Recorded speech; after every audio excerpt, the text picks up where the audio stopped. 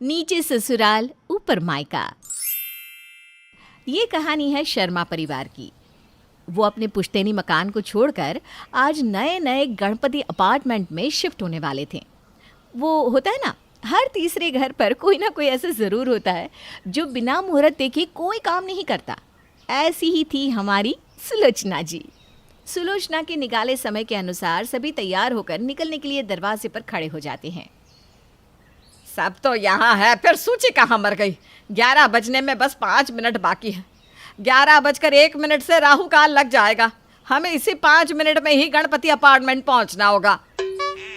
Mummy जी, वो सूची washroom में गई है। न जाने क्या बीमारी है इस लड़की को। जब भी कहीं बाहर जाना होता है ये पहले ही बाथरूम में घुसकर बैठ जाती है। तभी भागती हुई सूची वहाँ आती है। सॉरी मम्मी जी, मैं आ गई। बड़ी मुश्किल से सभी हड़बड़ाते हुए गणपति अपार्टमेंट पहुँचते हैं। अरे कोई पहले अंदर नहीं घुसेगा। सबसे पहले मेरी बेटी प्रिया ही अपने बाएं पैर से घर में प्रवेश करेगी। इस घर पर तो हमारी कोई इज्जत ही नहीं। फ्लैट का इंटीरियर तो जितना सोचा था उससे भी ज़्यादा अच्छा बना है मम्मी जी। वो तो बनना ही है। इंटीरियर डिजाइनर को सारे आइडिया तो मेरी प्रिया बेटी ने दिया था। इस घर में तुम ही हो मम्मी जिसे मेरा टैलेंट नज़र आता है, वरना बाकी लोगों को तो बस मेरी चीज़ों में कमी निकालनी है। अरे तुम लोग तो नए घर में भी शुरू हो गए। अभी तो गृह प्रवेश की पूजा भी रखनी है। अभी ही लड़ा कर लोगों को बता दो कि तुम लोग कितने कलेशी हो, ताकि शान के फंक्शन में कोई आए ही नहीं।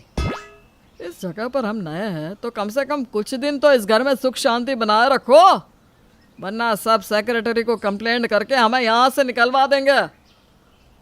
प्रहलाद और सुलोचना बिल्डिंग के सभी लोगों को अपने घर की गृह प्रवेश के फंक्शन का इनविटेशन कार्ड देते हैं। गृह प्रवेश के फंक्शन में मिश्रा परिवार का बेटा निकुंज भी आता है। पहली नज़र में प्रिया और निकुंज एक दूसरे को दिल दे बैठते हैं। अरे बहू, जरा निकुंज बेटे को पानी तो दे ना। मैं देती हूँ ना मम्मी, भाभी अकेली क्या क्या करेंगी। अरे बेटा, पर तुझे अभी तैयार भी तो होना है। देख, तूने अभी सही से फाउंडेशन भी नहीं लगाया। कितना काम करेगी बच्चा, थक जाएगी बेटा। वही ना मम्मी जी, सुबह से प्रिया दीदी ने नाश्ता किया, नहाई, ब्रश किया, कितना थक गई है वो। प्रिया की हरकतों से जहां अक्सर लोग चिढ़ जाया करते थे, वहां निकुंज को हंसता देखकर सुलोचना और प्रहलाद समझ जाते हैं कि अपनी बेटी को तो इसी लड़के से ब्याना है।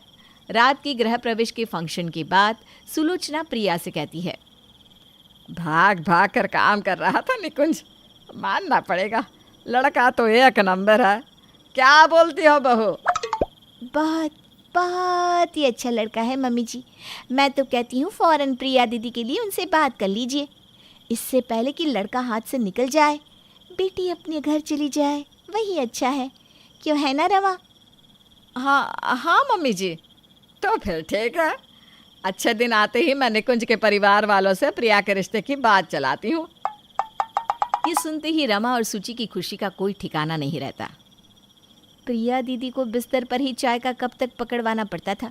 मैं तो चाहती हूँ जिससे भी हो, किसी काले चोर से भी हो, पर जल्द से जल्द उनकी शादी हो जाए और मुझे छुटकारा मिल जाए। अरे मैं तो खुद परेशान हूँ, पर मजाल है एक शब्द बोल सकूँ। मम्मी जी ने जो सर पर चढ़ा कर रखा है। प्रिया और निकुंज आपस में मिलना जुलना शुरू कर देते हैं, और इससे पहले कि प्रिया के घर वाले निकुंज के घर रिश्ता भेजे, निकुंज के घर वाले प्रिया के घर उसका हाथ मांगने आ जाते हैं। और चिट मंगनी पिट ब्याह करके प्रिया विदा होकर अपने घर की फर्स्ट फ्लोर यानी अपने ससुराल चली जाती है। यूँ तो प्रिया की शादी हो चुकी थी, पर जिसने कभी अपने घर पर एक गिलास पानी का नहीं उठाया था, वो कहाँ अपने ससुराल में कोई काम करने वाली थी। अरे बहू, 9 बज गए, सभी मेहमान मुंह दिखाए के लिए आने वाले हैं। हाँ, उठ रही हो मम्मी जी? हाँ बेटा, सभी आने वाले हैं ना, तैयार हो जा, रस्म पूरी हो जाए उसके बाद सो जाना। हाँ। मुंह दिखाए पर सभी मेहमान प्रिया के ससुराल घर पहुंचते हैं। अरे नहीं बहू, कुछ बनाकर नहीं खिलाएगी क्या? खिलाएगी क्यों नहीं मौसी। आओ प्रिया, अपनी पहली रसोई की तैयारी कर लो, सबको पता तो चले कि मेरी प्रिया कितनी टैलेंटेड है। प्रिया रसोई में जाती है और सोच में पड़ जाती है। अब मैं क्या करूं? मुझे तो नमक और चीनी में भी फ़र्क नहीं पता। आज तक तो सारा काम भाभीयों से करवाती आई हूँ। अब इन सबको मेरा राज पता चल जाएगा। प्रिया अपने दिमाग के घोड़ों को दौड़ाना शुरू करती है और फ्लैट के पीछे के रास्ते से उतरकर ऊपर अपने मायके चली जाती है। मम्मी, मम्मी दरवाज़ा खोलो। मम्मी जल्दी से दरवाज़ा खोलो ना। प्रिया के मायके में दोनों बहुएं सोफे पर बैठकर आराम से पैर चढ़ाए पॉपकॉर्न खाती हुई मूवी देख रही थी। हाँ, ये होती है जिंदगी। नहीं नहीं, ये होती है बिना ननद की आज़ाद जिंदगी। आज मुझे लगता है मुझे क्या मिला, इतना सुकून। प्रिया की दोनों भाभियां अपने ननद के जाने की खुशी मना ही रही होती है कि तभी अचानक उन्हें प्रिया की आवाज़ सुनाई देती है। अचानक प्रिया दीदी की आवाज़ कहाँ से आ रही है? अरे कोई दरवाज़ा खोलो, ये बेल काम क्यों नहीं कर रहा? प्रिया जोर जोर से दरवाज़ा पटकने लगती है। रमा भागकर दरवाज़ा खोलती है। दीदी, कल तो आप विदा होकर गई हैं, इतनी जल्दी अपने मायके नहीं आते। मम्मी, मेरी पहली रसोई है, सारे गेस्ट हॉल में बैठे हैं, मुझे तो कुछ बनाना भी नहीं आता, जल्दी कुछ करो ना। अरे तो घबराती क्यों है? तेरी 2 भाभियां हैं ना, वो करेंगी सारी तैयारियां। सोचिए और रमा, दोनों जाओ और 15 मिनट में खाना तैयार करके पैक करके प्रिया को दे दो। प्रिया उसे अपनी रसोई में जाकर प्लेट में निकाल लेगी और सबके सामने परोस देगी। अरे किसे ये पता चलेगा कि खाना किसने बनाया है? अपनी सास की बात सुनकर रमा और सुचि का चेहरा तो लटक जाता है। दोनों रसोई में बेमन खाने की तैयारियां करने में लग जाती है। ये है मेरी किस्मत, ननद की शादी के बाद अब उनकी मुंह दिखाए का खाना भी बनाना पड़ रहा है। वाह भगवान, तुझे 2 मिनट भी मेरी खुशी रास नहीं आई। न जाने किस कलम से तूने मेरी किस्मत लिखी है। ये प्रिया नाम का भूत उतरता ही नहीं। पहले तो सिर्फ ननद थी, अब उनके पति, सास ससुर, आए हुए मेहमान, सबके खातिरदारी करो। वही ना, मेरे तो कर्म ही फूट गए। जिस दिन से इस घर में आई हूँ चूल्हा चौका है कि छूटता ही नहीं। रो रो कर भी क्या फ़ायदा, एक दिन की बात है, बना कर दे देते हैं। कौन सा रोज़ रोज़ बनाना है।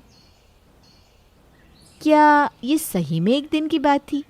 बेचारी सुचि और रमा आगे होने वाले प्रिया के अत्याचारों से अनजान खाने की पूरी तैयारी कर खाने को पैक कर प्रिया को दे देती है, जिसे प्रिया मेहमानों के सामने परोसकर सबकी वाहवाही लूट लेती है। मान गए निकुंज तेरी बीवी को, 15 मिनट में इतना सारा खाना बना कर ले आई, वो भी इतना स्वादिष्ट। अच्छा हाथ मारा है तूने ममता, तुझे तो अब कोई फिक्र नहीं है। बोलना तो नहीं चाहिए बहू, मैं यहीं पास ही में रहती हूँ। संडे को ना तुम्हारे मौसा जी बड़े परेशान करते हैं, ये खिलाओ वो खिलाओ। और मुझसे ना अब काम होता नहीं, तो तू संडे संडे मेरे लिए बिल्कुल ऐसी ही सब्ज़ी बनाकर भिजवा सकती है क्या? अरे तू नहीं आ पाए तो मैं आ जाया करूँगी लेने। क्या मौसी जी, ये कोई बोलने की बात है? संडे संडे क्यों, हर रोज़ मौसा जी की सब्ज़ी हमारे यहाँ से ही बनकर जाएगी। आराम से मज़े उठाइए मौसी जी, वैसे भी कौन सा बर्डन मुझ पर पड़ने वाला है, काम तो भाभीयों को करना है। सुचि और रमा जहाँ सोच रही थी कि ये आओ भगत बस एक दिन की है, पर ये एक दिन की मेहनत तो भूचाल आने के पहले की एक छोटी सी झलक थी। To be continued.